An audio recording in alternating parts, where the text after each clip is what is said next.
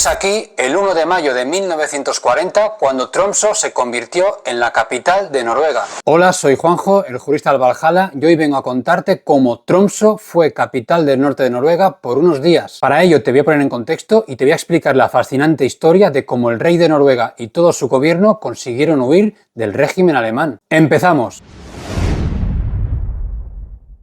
Noruega. Abril de 1940. En cuestión de horas, el país entero cambiaría para siempre. La Alemania nazi ha comenzado su ofensiva para invadir Noruega, pero lo que nadie imaginaba es que el rey Håkon VII y su gobierno lograrían algo impensable: escapar, resistir y volver. Todo comenzó el 9 de abril del 1940. Las fuerzas alemanas lanzan un ataque simultáneo por mar y aire a Noruega. Su objetivo: tomar el control del país rápidamente. En Oslo parecía que todo estaba perdido, pero hubo algo que cambió el destino. La defensa noruega torpedeó el crucero alemán Blücher, que transportaba tropas destinadas a la invasión de Oslo. Este inesperado golpe retrasó la entrada alemana en la capital de Noruega, y esta demora permitió el comienzo de una huida que, aunque caótica, resultó exitosa. Aún en la madrugada del 9 de abril, el príncipe heredero Olaf arrancó su Buick americano desde la finca Skaugum, recogió al rey Håkon en el palacio y lo llevó hacia el norte. En el coche también iban la princesa heredera Marta y sus hijos, uno de ellos el actual rey de Noruega. La consigna que se les dio a los niños fue clara: salid como si fuerais a la montaña. Con el coche llegaron hasta la estación de tren, donde empezó la huida de la familia real y del gobierno de Noruega de entonces. Solo consiguieron llegar hasta Lillestrøm. El aeropuerto de Kjeller estaba siendo bombardeado. Después de evacuar el tren a toda prisa y refugiarse en un túnel ferroviario, reanudaron el viaje cuando comprobaron que el tren no era el objetivo. Finalmente llegaron a Hamar, donde los niños y la princesa heredera Marta fueron enviados a Suecia. El rey y el príncipe, sin embargo, continuaron su camino hacia el este. Consiguieron llegar a Nybergsund, una pequeña localidad cerca de la frontera sueca. Allí, el 11 de abril, los atacaron los aviones enemigos. Bombas, humo, caos. El rey, el príncipe heredero y todo su equipo de gobierno se lanzaron a las montañas en una huida a través de la nieve, y no sería la última vez. Desde ahí el camino se volvió más y más duro. Pasaron por Elverum, Drepsjö, Østerdalen y finalmente las montañas de Dovre, donde personal militar noruego los estaba esperando. Las carreteras estaban tan mal que tuvieron que dejar los coches y subirse a un tren de carga. El rey durmió en granjas de montaña, posadas, casas privadas, siempre escoltado, siempre al límite.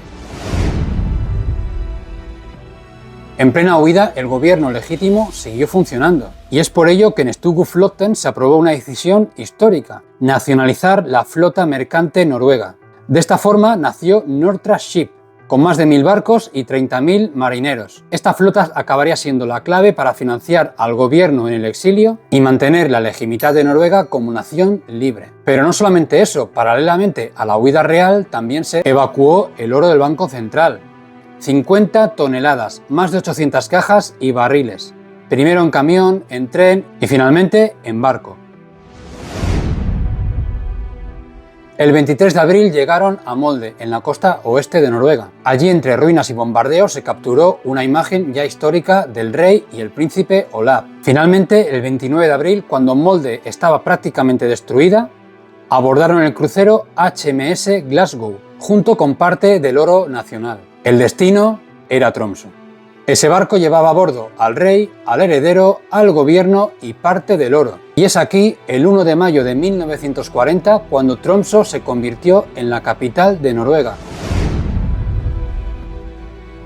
Desde aquí, el rey y el gobierno intentaron seguir gobernando el país. Mientras estaban en Tromsø, el rey y el príncipe se refugiaron en una cabaña forestal situada en el valle de Molsebdalen, en el interior de la provincia de Troms.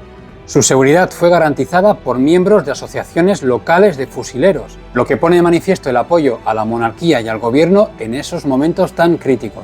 Pero la designación de Tromsø como capital provisional y la celebración de reuniones gubernamentales allí la elevaron más allá de un simple punto de tránsito. Tromsø se convirtió en el último bastión de la gobernanza noruega libre en un suelo patrio, simbolizando la continuidad de la autoridad estatal frente a la ocupación. Además, había un plan bastante ambicioso: crear una Noruega del Norte libre. Tienes que pensar que mientras el sur estaba ocupado por los nazis, el norte seguía bajo control noruego y británico. La idea era mantener un territorio nacional libre con capital en Tromsø, una administración funcional, una economía activa y el apoyo militar de los aliados. Sin embargo, a finales de mayo, el rápido deterioro de la posición aliada en la batalla de Francia hizo necesaria la retirada de las fuerzas aliadas del norte de Noruega, ya que se necesitaban urgentemente en otros frentes. El gobierno y los comandantes noruegos fueron informados del plan de retirada aliado a principios de junio. Una revelación que fue recibida con amargura porque aún se tenía esperanzas de derrotar a los alemanes. Sin el apoyo militar aliado, el rey, el heredero y el gobierno estaban en peligro. Tromsø ya no era segura. Había que evacuar. Es así como el 7 de junio de 1940 se tomó la difícil decisión de continuar la lucha desde el extranjero. Esto apenas unas horas antes de que los alemanes atacaran la región. El barco llegó a salvo a Londres y a su llegada el rey Håkon y su gabinete establecieron el gobierno noruego en el exilio en la capital británica. Desde Londres el rey se convirtió en un símbolo de unidad y resistencia. A través de mensajes por la radio animaba a los noruegos a no rendirse.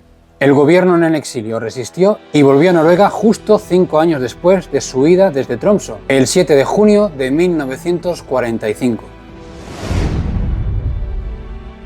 A todo esto tengo que decir que la princesa Marta y sus 3 hijos, después de huir a Suecia, consiguieron llegar a Washington, donde estuvieron todo ese tiempo que Noruega fue ocupada por Alemania. El primero que volvió a Noruega fue el príncipe heredero, Olav. Este regresó el 13 de mayo de 1945 junto con 5 ministros del gobierno en el exilio. La princesa Marta y sus 3 hijos se reunieron con el rey Håkon VII en Escocia, desde donde partieron hacia su regreso a Noruega. Antes de atracar, el príncipe heredero fue a reunirse con su familia al barco. El regreso de la familia real a Noruega fue apoteósico. El pueblo noruego recibió al rey como a un héroe. No había rendido la corona ni firmó ninguna paz falsa. Su figura se convirtió en el símbolo de la resistencia de todo un país. Su retorno marcó un momento profundamente simbólico de liberación y restauración de la soberanía nacional. Hoy en Tromsø existe una estatua dedicada al rey Håkon VII.